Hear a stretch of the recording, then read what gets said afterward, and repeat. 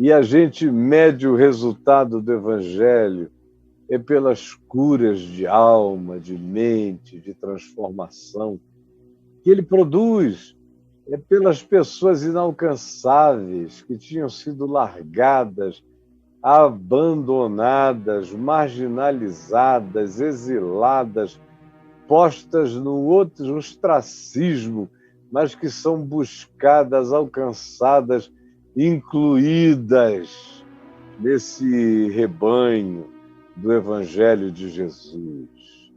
E é isso que eu leio para você hoje, aqui em Lucas no capítulo 15, do verso 3 ao verso 7, onde Jesus, que ouvia a murmuração dos fariseus e escribas, desses líderes e acadêmicos e profissionais da religião e membros de seitas puritanas rigorosas, como eram os fariseus, que diziam: este recebe pecadores e come com eles, murmuravam, porque Jesus, aproximando-se de Jesus, os publicanos e pecadores, para o ouvir, foram todos acolhidos. Então eles ficaram com essa raiva. E em resposta a essa raiva murmurante, a essa zanga, a essa hostilidade, a essa atitude de separatismo, de apartheid, de supremacismo, desses santarados que achavam que no estabelecer distanciamento em relação ao próximo, que criam que no fazer acepção de pessoas eles estavam agradando a Deus. E quanto mais separassem o joio do trigo, mais Jesus os aplaudiria. Quando Jesus disse que o joio não poderia e não deveria ser separado jamais do trigo pelas mãos humanas, porque muitas calamidades seriam feitas. E é exatamente o que a gente viu em toda a história da civilização cristã, nesses 2000 anos, todas as vezes que alguém ou que alguns tentam separar o joio do trigo, cometem crimes contra a alma, barbaridades, destroem joios preciosos, só porque eles não sabem discernir o trigo do joio, metem a mão e arrancam tudo. E no afã de tirarem todos os joios do campo, eles vão levando trigo e muito trigo com eles. É uma tragédia. Jesus disse não, quando eles perguntaram: queres que arranquemos? Jesus disse não, para que no arrancar do joio não sejam levados também muitos trigos. E Jesus, com isso, disse que prefere lidar com um campo cheio de joio, mas onde o trigo não seja molestado, do que ter a pretensão de que se limpou com mãos humanas o campo, tirando dele todo o joio, mas arrancando um infindável número de trigos, que é o que, infelizmente, os religiosos fazem toda hora no afã, na arrogância e na pretensão de saberem discernir quem é quem, pelo comportamento, pelos estereótipos, pelos modos, pelas expressões, pelas exterioridades, pelas visibilizações, cometem crimes horrendos contra a alma humana, se tornam objeto de escândalo.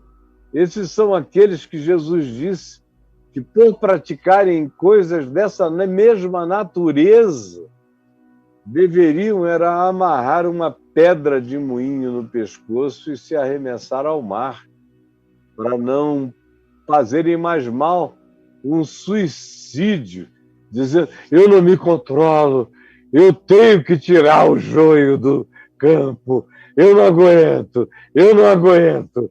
Aí se ouvissem a voz de Jesus dizendo: não façam isso, vocês vão arrancar muito trigo no meio do joio. Aí o cara disse: mas eu tenho uma compulsão, eu aprendi isso na escola dos escribas, eu aprendi isso na seita puritana dos fariseus, eu tenho que arrancar, eu não aguento ver e não tirar. Aí Jesus diz: você vai arrancar trigo junto. Aí o cara, Jesus disse, era melhor do que fazer essa barbaridade, esse escândalo, se você amarrasse uma pedra no pescoço e jogasse no mar. E o cara, na compulsão de eu não aguento não arrancar, ia e pulava no mar. Era um mal ainda menor do que fazer o que se faz. Era um mal ainda menor do que fazer o que se faz. E aqui, no texto que você está vendo aí, em Lucas 15, de 3 a 7, Jesus lhes propôs uma parábola. E essa parábola, olha, lhes propôs, foi aos fariseus e aos escribas. Então, o auditório imediato, o grupo da conversa, são fariseus, são puritanos, judeus extremados, muito extremados, e são os escribas, os mestres, os doutores, os intérpretes, os que diziam que sabiam tudo de Bíblia, de Escritura.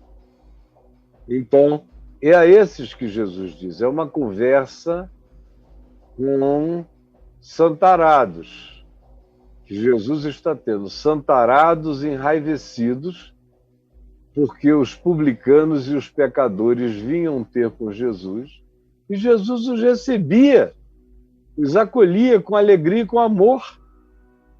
E esses puritanos e acadêmicos dos ortodoxismos assassinos, das atitudes de conservadorismo esmagadora, separatista, supremacista, são os que estão em pé, ouvindo isso que Jesus lhes disse, não lendo, mas olhando nos olhos deles,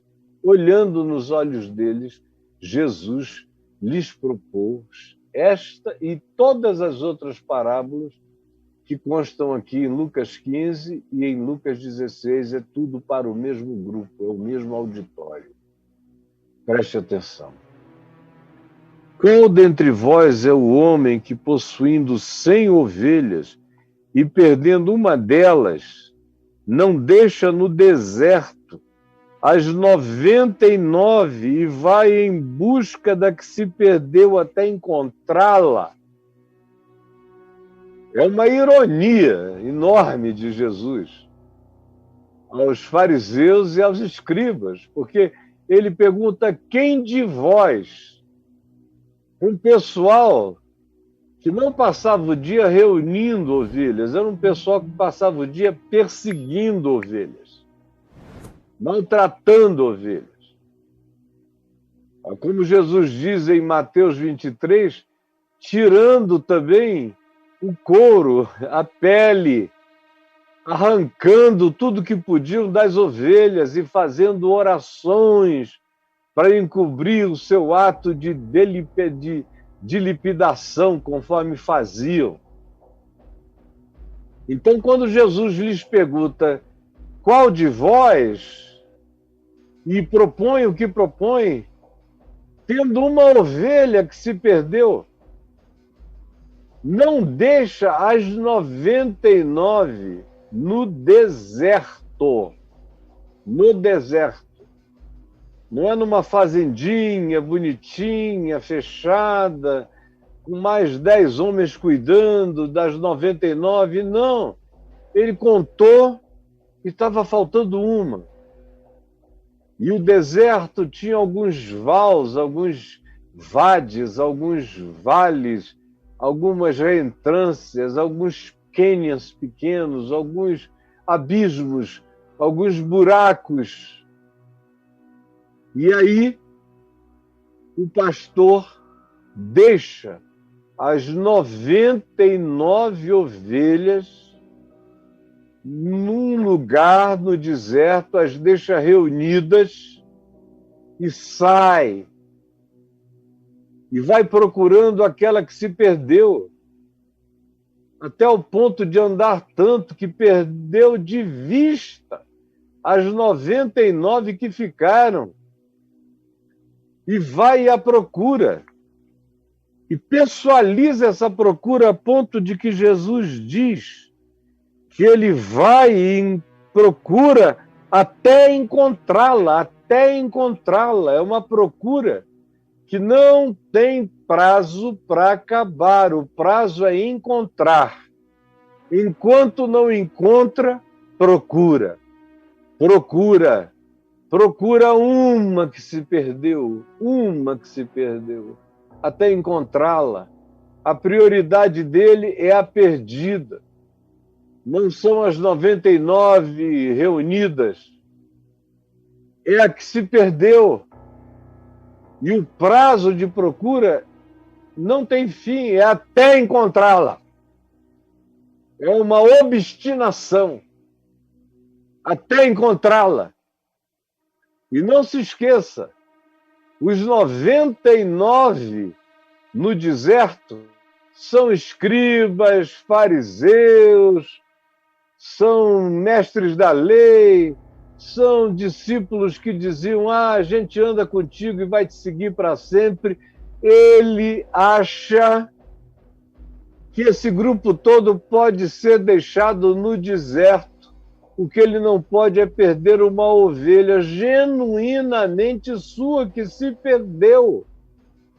E o texto prossegue dizendo: achando-a, põe-na sobre os ombros.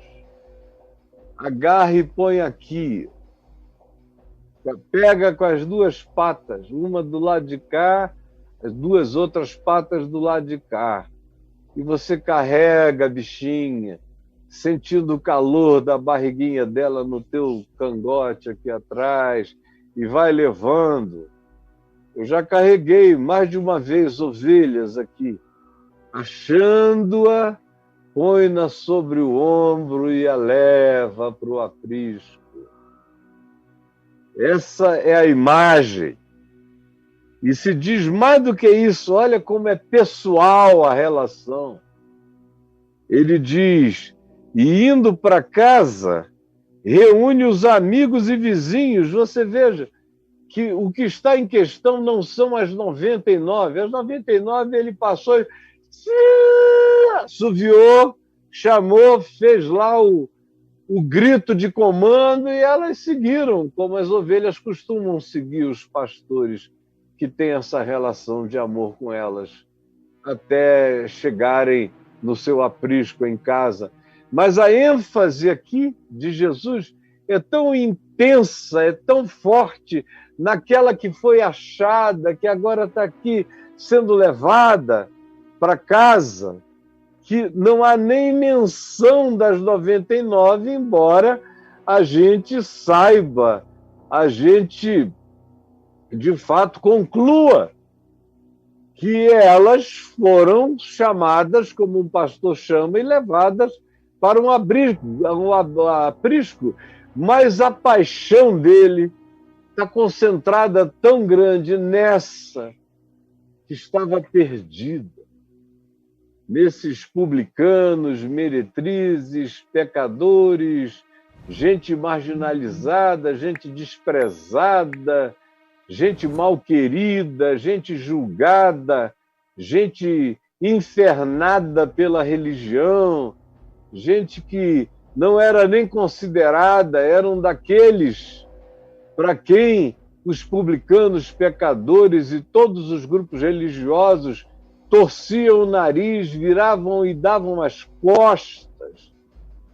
E esses eram os que encontravam em Jesus certeza de acolhimento, de abraço, de sorriso, de gargalhada, de palavra, de espontaneidade no falar, no espontaneidade feliz no ouvir, sem juízo, com carinho, com abraços, com aperto de mão, com um olhar que brilhava como os olhos do Pai na direção de cada um deles.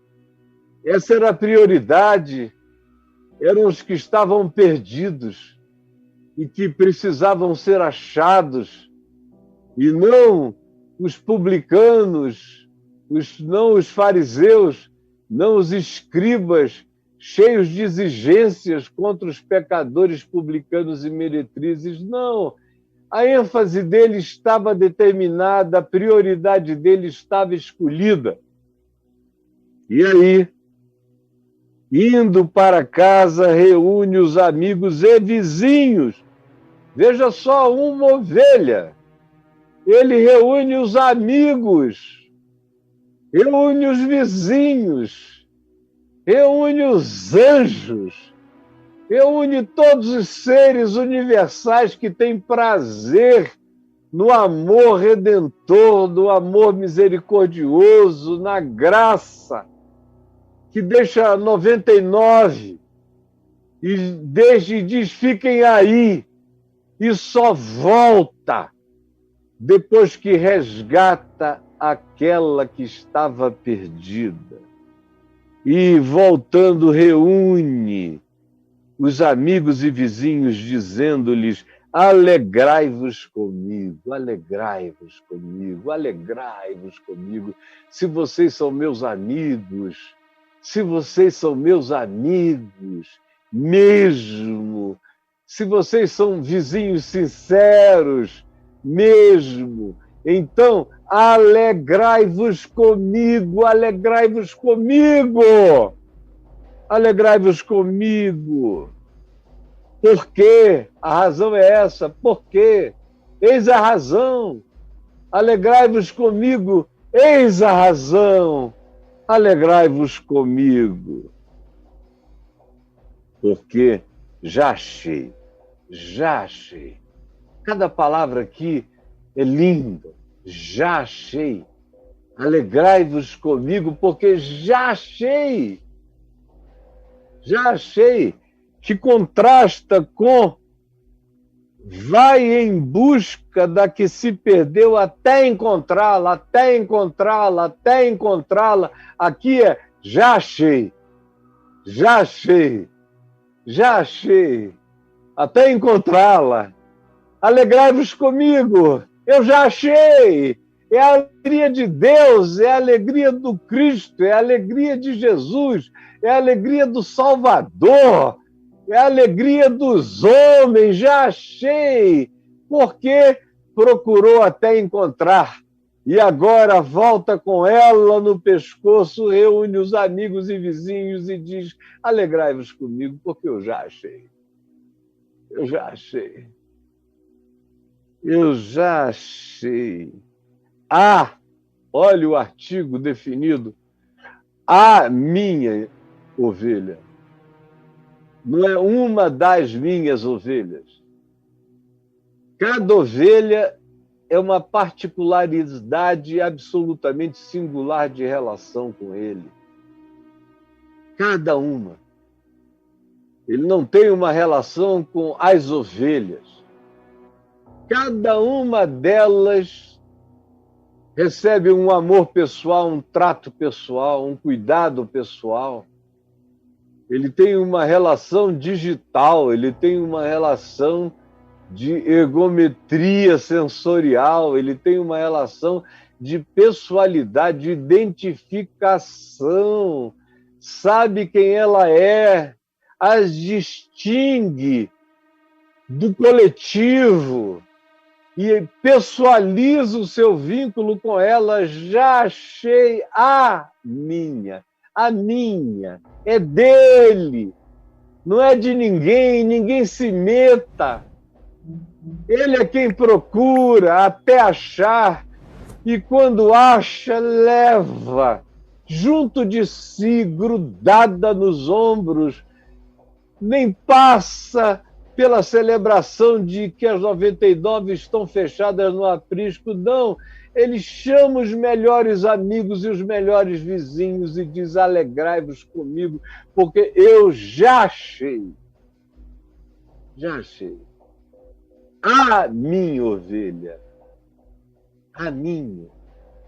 É você, cara. Eu sei o que é essa pessoalização que te dá força para enfrentar o mundo inteiro. Você é dele, ele te ama, ele não te larga, ele te encontra, ele te carrega, ele te celebra, ele chama aqueles que amam a ele para se reunirem em torno da alegria de que você está na casa dele, não é nem no curral. Ele levou a ovelha para casa. Chamou os amigos e botou em cima da mesa viva. Olha aí, a minha ovelha que estava perdida, alegrai-vos comigo. E todo mundo, ó, salvas de palmas, salvas de palmas. Todos os amigos aplaudindo, olha só, aplausos, aplausos. Todos os amigos com corações ao alto, porque eis a minha ovelha, alegrai-vos comigo, porque ela estava perdida e foi achada, estava perdida e foi achada, a minha ovelha, em cima da mesa. Esse é o cenário. Você pode ver? Você pode entender? Você pode chamar esse amor para você? Você pode se incluir como sendo essa ovelha? Eis aí, alegrai-vos comigo. É lindo. É de uma maravilha extraordinária.